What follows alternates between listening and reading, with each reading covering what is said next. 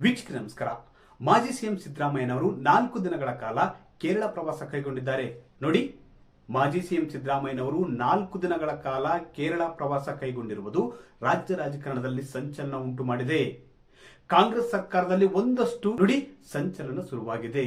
ಅನುಭವಿ ರಾಜಕಾರಣಿ ಒಬ್ಬರು 2 ಬಾರಿ ಸಿಎಂ ಆಗಿರತಕ್ಕಂಥ ಸಿದ್ದರಾಮಯ್ಯನವರು ಏಕಾಏಕಿ ಕೇರಳ ಪ್ರವಾಸ ಕೈಗೊಂಡಿರುವ ಗುಟ್ಟೇನು ಎಂಬ ಪ್ರಶ್ನೆಗಳು ಕೂಡ ರಾಜ್ಯ ರಾಜಕಾರಣದಲ್ಲಿ ಕೇಳಿ ಬರ್ತಿವೆ. ಅದೇ ರೀತಿ 2019ರಲ್ಲಿ ಸಿದ್ದರಾಮಯ್ಯನವರು ಧರ್ಮಸ್ಥಳದ ಶಾಂತಿವನಕ್ಕೆ ವಿಶ್ರಾಂತಿಗೆಂದು ಹೋದಾಗ ಏನೆಲ್ಲ ನಡೆದೋಯ್ತು, ಅವತ್ತಿನ ರಾಜ್ಯ ರಾಜಕಾರಣದಲ್ಲಿ ಏನೆಲ್ಲ ನಡೆದೋಯ್ತು, ಮೈತ್ರಿ ಸರ್ಕಾರ ಏನಾಯ್ತು, ಯಾರು ಸಿಎಂ ಆದ್ರೂ, ಯಾವ ಸರ್ಕಾರ ಬಂತು ಎಂಬುದು ಕೂಡ ಇವತ್ತು ಚರ್ಚೆ ನಡೀತಿದೆ. ಮಾಜಿ ಸಿಎಂ ಸಿದ್ದರಾಮಯ್ಯನವರು ಕೇರಳಕ್ಕೆ ಹೋಗಿದ್ದಾರಲ್ಲ, ಇಂದಿನದಕ್ಕೆ ತುಲನೆ ಮಾಡಿಕೊಂಡು ಇವತ್ತಿನ ಪ್ರವಾಸದ ಕುರಿತು ಒಂದು ಚರ್ಚೆ ನಡೆದಿದೆ ರಾಜ್ಯ ರಾಜಕಾರಣದಲ್ಲಿ. ಹಾಗಾದ್ರೆ ಮಾಜಿ ಸಿಎಂ ಸಿದ್ದರಾಮಯ್ಯನವರು ಕೇರಳ ಪ್ರವಾಸಕ್ಕೆ ಹೋಗಿದ್ದಾದ್ರು ಯಾಕೆ? ಮಾಜಿ ಸಿಎಂ ಸಿದ್ದರಾಮಯ್ಯನವರು ಕೇರಳ ಪ್ರವಾಸ ಕೈಗೊಳ್ಳುವುದಕ್ಕೆ 2 ಸಾಧ್ಯತೆಗಳಿವೆ. ನಾನು ಹೇಳ್ತಿರೋದು ಸಾಧ್ಯತೆಗಳು. ನೋಡಿ, ಈಗಾಗಲೇ ಸಿಎಂ ಡಿ.ಕೆ. ಶಿವಕುಮಾರ್ ಅವರು 2ನೇ ಹಂತದ ಸಚಿವ ಸಂಪುಟವನ್ನು ವಿಸ್ತರಣೆ ಮಾಡುವುದಕ್ಕೆ ಒಂದು ಸಿದ್ಧತೆ ಮಾಡಿದ್ದಾರೆ. ಈ ಒಂದು ಪಟ್ಟಿಯಲ್ಲಿ ಯಾರಿಗೆಲ್ಲ ಅವಕಾಶ ಕೊಡಬೇಕು, ಹೈಕಮಾಂಡ್ ನಾಯಕರ ಬಣದ ನಾಯಕರಿಗೆ ಎಷ್ಟು, ತಮ್ಮ ಬಣಕ್ಕೆ ಎಷ್ಟು, ಹಾಗೆ ಸಿದ್ದರಾಮಯ್ಯ ಬಣಕ್ಕೆ ಎಷ್ಟು ಎಂಬ ಲೆಕ್ಕಾಚಾರವನ್ನು ಕೂಡ ಈಗಾಗಲೇ ನಡೆಸಿದ್ದಾರೆ ಅಂತ ಹೇಳಲಾಗ್ತಿದೆ. ಇಂಥ ಹೊತ್ತಲ್ಲೇ ಸಿದ್ದರಾಮಯ್ಯನವರು ಕೇರಳಕ್ಕೆ ಹೋಗಿದ್ದಾರೆ. ನೋಡಿ, ಕೆಲವೊಂದು ವಿಷಯಗಳಲ್ಲಿ ಹೈಕಮಾಂಡ್ ನಾಯಕರು ಸಿದ್ದರಾಮಯ್ಯನವರನ್ನು ಸರಿಯಾಗಿ ನಡೆಸಿಕೊಂಡಿಲ್ಲ ಅಂತ ಹೇಳಲಾಗ್ತಿದೆ. ಅದೇ ರೀತಿ ಈಗಿನ ಸರ್ಕಾರದಲ್ಲಿ ಕೂಡ ಸಿದ್ದರಾಮಯ್ಯನವರಿಗೆ ಅಷ್ಟೊಂದು ಮನ್ನಣೆ ಸಿಗುತ್ತಿಲ್ಲ ಎಂಬ ಮಾತುಗಳು ಕೂಡ ಇವೆ.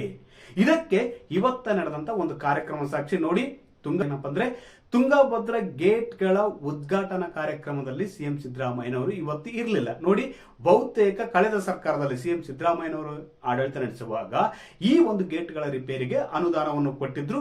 ಬಹುತೇಕ ಹಿರಿಯ ರಾಜಕಾರಣಿ, ಮುತ್ಸದ್ದಿ ರಾಜಕಾರಣಿ ಆಗಿರುವ ಕಾರಣ ಬಹುತೇಕ ಅವರಿಗೆ ಒಂದು ಆಹ್ವಾನ ಇರ್ತಿತ್ತು ಎಂಬ ಮಾತುಗಳು ಕೂಡ ಇದ್ವು. ಇವರ ಗೈರು ಹಿನ್ನೆಲೆಯಲ್ಲಿ ಬಹುತೇಕ ಸಿದ್ದರಾಮಯ್ಯ ಬಣದ ಕಾರ್ಯಕರ್ತರಲ್ಲಿ, ಅಭಿಮಾನಿಗಳಲ್ಲಿ ಎಲ್ಲೋ ಒಂದ್ ಕಡೆ ಒಂದಷ್ಟು ಅಸಮಾಧಾನಕ್ಕೆ ಕೂಡ ಕಾರಣವಾಗಿದೆ. ಅದೇ ರೀತಿ ಸಿದ್ದರಾಮಯ್ಯ ಅವರನ್ನು ನೋಡಿ, ಅಧಿಕಾರವಿಲ್ಲದ ಸಿದ್ದರಾಮಯ್ಯ ಅವರನ್ನು ಈಗ ಕಡೆಗಣಿಸಲಾಗುತ್ತಿದೆ ಎಂಬ ಮಾತುಗಳು ಕೂಡ ಇವೆ. ಅಷ್ಟೇ ಅಲ್ಲ, ಮೊದಲ ಹಂತದಲ್ಲಿ ಒಂದಷ್ಟು ಜನರಿಗೆ ಅವರು ಹೇಳಿದಂತ ತಮ್ಮ ಆಪ್ತರಿಗೆ ಸಚಿವ ಸ್ಥಾನವನ್ನು ಕೊಟ್ಟಿಲ್ಲ ಅಂತ ಕೂಡ ಹೇಳಲಾಗ್ತಿದೆ.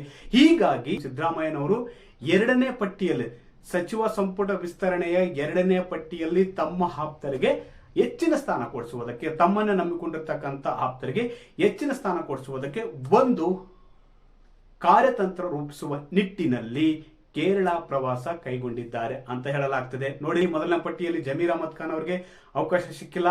ಅದೇ ರೀತಿ ಎಸ್.ಸಿ. ಮಾದೇವಪ್ಪ ಅವರಿಗೆ ಅವಕಾಶ ಸಿಕ್ಕಿಲ್ಲ. ಎಸ್.ಸಿ. ಮಾದೇವಪ್ಪ ಅವರ ಮೇಲೆ ಏನೇನೋ ಆರೋಪಗಳು, ಅದು ಬೇರೆ ವಿಷಯ. ಆದ್ರೂ ಅವರ ಬಣದ ನಾಯಕರು, ಅದೇ ರೀತಿ ಮುಂಬರುವ ದಿನಗಳಲ್ಲಿ ಶಿವರಾಜ್ ತಂಗಡಗಿ ಇದ್ದಾರೆ, ಸಿದ್ದರಾಮಯ್ಯ ಬಣದ ನಾಯಕರೇ, ಡಿ.ಕೆ. ಶಿವಕುಮಾರ್ ಬಣ ಮೇಲುಗೈ ಸಾಧಿಸುತ್ತೆ ಎಂಬ ಮಾತುಗಳಿವೆ. ಯಾಕಂದ್ರೆ ಮೊದಲ ಪಟ್ಟಿಯಲ್ಲಿ ಬಹುತೇಕ ಹಿರಿಯ ನಾಯಕರಿಗೆ, ಹೈಕಮಾಂಡ್ ಬಣದ ನಾಯಕರಿಗೆ, ಅದೇ ರೀತಿ ಸಿದ್ದರಾಮಯ್ಯ ಬಣದ ಇಬ್ಬರಿಗೂ ಕೊಟ್ಟಿದ್ದಾರೆ. ಆದ್ರೆ 2ನೇ ಹಂತದ ಪಟ್ಟಿಯಲ್ಲಿ ಸಿಎಂ ಡಿ.ಕೆ. ಶಿವಕುಮಾರ್ ಅವರ ಆಪ್ತರಿಗೆ ಅತಿ ಹೆಚ್ಚಿನ ಸಂಖ್ಯೆಯಲ್ಲಿ ಅವಕಾಶ ಕೊಡಲಾಗುತ್ತೆ ಎಂಬ ಮಾತುಗಳಿವೆ. ಈ ನಿಟ್ಟಿನಲ್ಲಿ 2ನೇ ಪಟ್ಟಿಯಲ್ಲೂ ಕೂಡ ತಮ್ಮ ಆಪ್ತರಿಗೆ ಅತಿ ಹೆಚ್ಚಿನ ಸ್ಥಾನ ಕೇಳುವುದಕ್ಕೆ, ಅತಿ ಹೆಚ್ಚಿನ ಸ್ಥಾನ ಕೊಡಿಸುವುದಕ್ಕೆ ಸಿದ್ದರಾಮಯ್ಯನವರು ಒಂದಷ್ಟು ಸಿದ್ಧತೆ, ಒಂದಷ್ಟು ರಣತಂತ್ರ, ಹೈಕಮಾಂಡ್ ನಾಯಕರ ಮೇಲೆ ಒತ್ತಡ ಹೇರುವುದು, ಒಂದು ಸಮಾಲೋಚನೆಯನ್ನು ಕೂಡ ನಡೆಸುತ್ತಿದ್ದಾರೆ ಅಂತ ಹೇಳಲಾಗ್ತದೆ. ಇವರ ಜೊತೆ ಅಂದ್ರೆ ಮಾಜಿ ಸಿಎಂ ಸಿದ್ದರಾಮಯ್ಯ ಅವರ ಜೊತೆ ಹಿರಿಯ ನಾಯಕರಾಗಿರ್ತಕ್ಕಂಥ ಕೆ.ಜೆ. ಜಾರ್ಜ್, ಎಸ್.ಸಿ. ಮಾದೇವಪ್ಪ ಸೇರಿ ಮತ್ತಿತರ ನಾಯಕರು ಕೂಡ ಕೇರಳ ಪ್ರವಾಸಕ್ಕೆ ಸಾಥ್ ಕೊಟ್ಟಿದ್ದಾರೆ. ಈ ಮಾಹಿತಿ ಇಷ್ಟವಾದಲ್ಲಿ ವಿಡಿಯೋ ಶೇರ್ ಮಾಡಿ, ಲೈಕ್ ಮಾಡಿ, ಕಮೆಂಟ್ ಮಾಡಿ.